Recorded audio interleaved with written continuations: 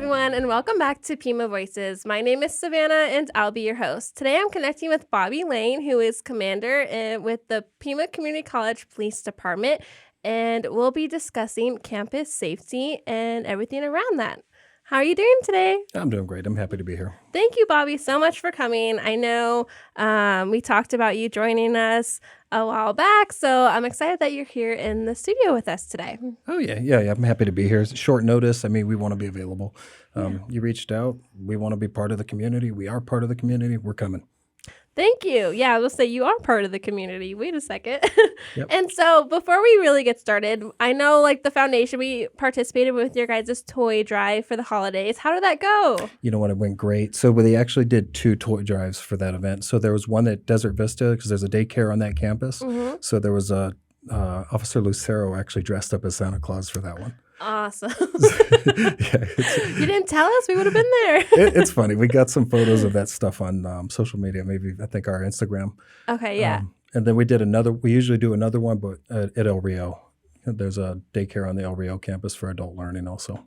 Well, thank you for letting us be a part of that. I think that was like our first time participating with you guys on the toy drive. And so we were super excited. Everyone came through, filled up our box and more. And so I'm glad that both of those locations went well. So to go ahead and get us started, why don't you give us a little bit overview about the police department and like what does, I mean, obviously the police department encompasses safety, but for anyone who may not be familiar with your guys' role on campus and then the community, because I know it goes a little bit past campus boundary. And so like, what do you guys do?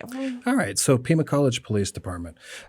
Every campus, you're going to have a police office. So it's not our main headquarters. Our main headquarters is on Country Club in Valencia at the Maintenance and Security Building. It's kind of where your command figures and our base of operations is. But every core campus has a police office who's going to have at least one, possibly more police officers on campus. What do we do? That's a big question. So when you think of police, you think, oh, you do cop stuff. Well, we do a lot of non-cop stuff too, a whole bunch of it, and I think that's part of what needs to be done to effectively community police in a college environment, or even any community for that much. A campus in itself is a community, just like a neighborhood. So what do you need to do? You need to form relationships with people. Authentic relationships. We are in a fortunate spot in our role as campus police because we see the same people. We get to see the same people on a daily basis. We're not inundated with 1,200 911 calls a night, like a traditional police department. So we're seeing the same staff. We're seeing the same students. We're making ourselves available. We're helping people out with kind of non-traditional services as well. So say you locked yourself out of your car. If you know our number, we'll come help you. And it's 2700, but it's 206. I was about to ask, what is the number? Yeah, it's 206 2700. That's our non-emergency dispatch service. We'll help you with all kinds of needs. If escorts to vehicles, we'll assist you sometimes get things from your car. We are there and we're readily available so we can connect with the people. We do traditional police stuff too. I almost wanted to say cop stuff. See that? You caught yourself. Yeah, I did. But we do traditional police services as far as we arrest folks. We're Arizona peace officer certified through AZ Post. We have authority throughout the state of Arizona, though our primary jurisdiction is campus. So if you pick up the phone and you call that number, that 206-2700, you're going to get Pima College Police, and you're going to get an awesome response time as well. We're from a culture, you call a cop, you get a cop. You're not going to wait 4 hours. You're not going to wait 3 hours. I think that's a big part of what we do. As far as services, investigation services, we have a criminal investigations division as well. So as far as my role, I'm the patrol division commander. We're broken up into kind of 2 divisions, patrol and support operations division, right? Mm-hmm. So support operations division, that's dispatchers, that's investigators, that is support personnel kind of in our headquarters. Patrol it's what it is. It's the patrol officers that you see in uniform. And so with both of those departments, like how do you ensure like the safety of students, staff, and visitors that come to each campus every day? So that is a great question. How do we ensure that is So there's many theories as far as how do you stop crime? How do you make a place safe? One of the theories I took that I remember taking in, I believe it was my criminology course at Pima Community College a million years ago. It was the capable guardian theory. So if you look at maybe any of our campuses, they all kind of have unique challenges. I like to equate them to small cities within a city. And whatever those challenges are, that capable guardian theory is deterrence. So having that police officer's vehicle present, having that officer out there in the community, it has a deterrent effect and responsiveness. The other kind of leg to that stool is they need to be capable. So they have authority. They can utilize peace officer powers and make arrests and do that kind of stuff that security probably can't do. And as far as even conduct criminal investigations in depth. We use technology as well. So we have a very, very effective camera system. It's called Verkada. It's pretty awesome. It supports our patrol response. So say a 911 call happens at West Campus. Well, while officers are en route, we typically log in, or we don't log in, we're ready. So we remotely view the cameras and feed them kind of real-time intelligence. We might even see the individual. We might see the incident unfolding. Oh, yeah. Interesting. Yeah, so, I didn't know that. So we're guiding the response to that. Like, okay, like maybe if it's West Campus, Anklam down the road, we could see them walking off to Anklam or driving off to Anklam and give descriptions, give information to the responding officers. I think technology is kind of a effectiveness multiplier, if that makes sense. When you don't got the staffing that maybe a traditional police department has, like say TPD, where they have maybe 800 cops right now, which is probably low for them. Sounds like a lot to me, but it's not. Tucson's a big city now. We use technology. We like to lean on technology to get the most out of our officers. And so all that's really cool, but I wanted to tie back to something you said, how like having an officer on campuses can sometimes be seen as a deterrent to help, ensure that safety. But in the sense of like community, like how does that, how it's like sometimes community members can be like fearful of like someone in like uniform, and then that itself is just like a deterrent to someone who may need help or like assistance or that safety. So like what initiatives do you have like within the department to build that trust and foster those relationships on each campus? That is a great question. So I think it goes back to who we recruit and who we retain. Pima College Police Department has its own culture, which exists to support the operation, the culture of the college itself. What do we want? We want those students to succeed. We want them to learn. We want the people to be safe. We want them to have peaceful, enjoyable lives. Yes. We want all that stuff. So what we do is when we recruit, we make sure we actively pursue individuals that are very dynamic as far as their communication and understand kind of that they need to be approachable. You can't just be that guardian figure, because that guardian figure might be scary. Yeah. You need to be approachable, and you got to be able to do it all. And I think having conversations and putting yourself out there, very often you'll see our officers walking campuses. Yeah. That's the best way to meet people. Mm-hmm. That is the best. That's how you meet the student services people. That's how you meet the student resource center. That's how you meet the teachers. That's how you meet the students themselves, is putting yourselves out there and engaging in conversations and opening dialogue. Because maybe individuals do have reasons to be fearful. I get it. I mean, we all come from different places and have different experiences that we've gone through. We might have seen things on social media. We might have seen things on the news. But I think, frankly, the best way to offer a paradigm or kind of a perspective change is to open conversations and to be approachable. And we're literally there to serve. That is our mission.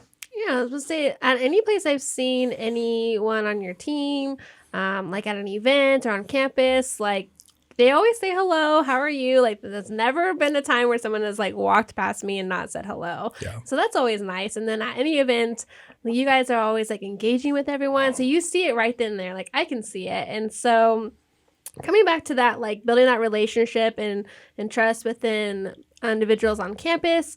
So how do you also involve like students and faculty in like promoting that campus safety too? So we do have a program. We call it the Liaison Officer Program. So every campus has a liaison officer. It's a special assignment with our department. And it's a competitive selection process also at Pima. So you don't, not just anybody gets to do that job. The liaison program is, say you're the West Campus liaison officer. You're going to be linked up with the campus vice president right away. So you have kind of that political connection that gives you the pulse of the department.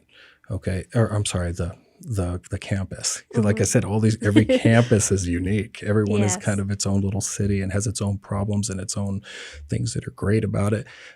Being that and that's kind of the vision behind the liaison program, is by linking up with the vice presidents, going to the cabinet meetings, giving presentations, safety presentations on campus.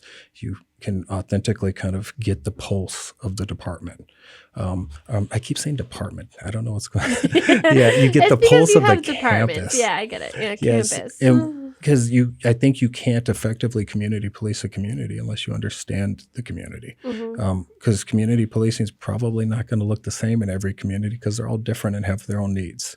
And with those relationships that you're building, you can go very far to understand what they need. And once you understand what they need, but that takes listening. Yeah. So we do a lot of listening. And through that listening, we can kind of formulate team solutions. I think recently we did something called a mission-oriented police project at downtown campus. It was a project, vice president and student services kind of had an ongoing problem. We did special enforcement measures and addressed that problem with a lot of accountability and transparency, but we wouldn't have known about that problem unless we're getting communication from the people. There's also that trust and that relationship that you guys have built with individuals on every campus. And there's no relationship without trust. They're really built on trust right there. And if you have public faith and public trust, and we trust them and they trust us, then, I think we can achieve a lot together. And part of like that listening and engaging with individuals, does that also include like any events or programs that you guys have that focus on like educating individuals on campus? Like I've seen sometimes before in the past where you guys have like little events on like let's say like drunk driving, where you have like the goggles and things like that. But is there other things besides that you guys that you all do as a whole? Yeah. So one that comes to mind is probably our active shooter workshop that we do every summer. It's a training that's about a week long. It involves a lot of scenarios and a lot of realism. It's put on in collaboration with the sheriff's department and regional agencies. We involve it's open to all staff, faculty, support staff, anybody that works at Pima. I've seen it a few years. It's a great project. We do the fairs downtown. We support the athletic events as well, as far as security services. We do a ton of events as far as outreach. My favorite's probably the trunk or treat. Oh, you guys do a trunk or treat? Yeah, we do one on 29th in collaboration with the 29th Street neighborhood. That's a coalition. It's like a neighborhood association group, and Tucson Police also helps with it. It's pretty cool. Oh, I didn't know you do a trunk or treat. That's awesome. Do you guys stay in uniform or do you dress up? I have to know. Well, I've seen a lot of cop costumes this year. Yeah, over at Spirit. No, so we allowed to do a little bit of dress up, just a little bit. Yeah. But, yeah. Like we have to stay in uniform though. Yeah, just a little bit, but we still got to know you're the real deal. Because I could tell you some stories. You're like another time. But no, I also wanted to say like thank you for everyone within the police department at Pima. Like I said, I see you guys at the foundation events. You guys are so welcoming and nice and helpful, and just like your presence there is reassuring, and it's also just nice to engage with you because as individuals, we don't always have the opportunity to just like engage with someone like in uniform. And so like we said earlier, it can sometimes be a little bit scary depending on like your background, where you come from. And some people are like, nah, I'm okay. Yeah, I think when we met, I was telling you about growing up around downtown campus off of Miracle Mile. Yeah, if I remember that. Yeah, I remember when I was on downtown campus for sure. It's definitely different on downtown campus, but that's okay. Every campus is different. And like you said, you feel that the pulse of each campus. You get to know every area. And I didn't realize that there was like a liaison for each campus and how important that is to understand that community that surrounds it and how each campus can be different based on location. Oh yeah, drastically different. Like West has athletic events, and West is going to have different needs than say East, for example. Mm-hmm. Where I mean, East kind of supports our public safety, our fire and paramedic stuff. So different stuff is going on at different places. Yeah. And speaking of events, like this weekend is rodeo. Yep. And so do you guys get to like go? Okay, this is just a question for me, but maybe other people might know. Do you guys get to go with the float that Pima has? Or like, do you like work certain areas of the event? Or like, are you part of the float? 'Cause I think the float's so cool. So last year we won an award for the float that we built. So does the police department have their own float, or is it with Pima? It was with Pima, but I remember having Pima go out. The officers were kind of going out there on their own time, and they brought wood, and they're making stuff with saws, and they're about to give me a heart attack. Yeah, they worked really hard on that. I was like, that's definitely not in your job description, but you did a good job. The service, they won an award for that float. I remember if there was many people. Really? Yeah, the rodeo is a good time. So I'm working on something right now. So during rodeo, we authorized for the rodeo week black cowboy hats. Oh. So in uniform. Uh-huh. But I'm floating the idea. I'm really floating the idea with the chief. So during rodeo week, maybe we could authorize like an official, maybe department cowboy hat or something. Because a lot of workplaces, you'll see them do jeans and like cowboy hats during that week. Yeah. Well, I think we could do a Pima cowboy hat.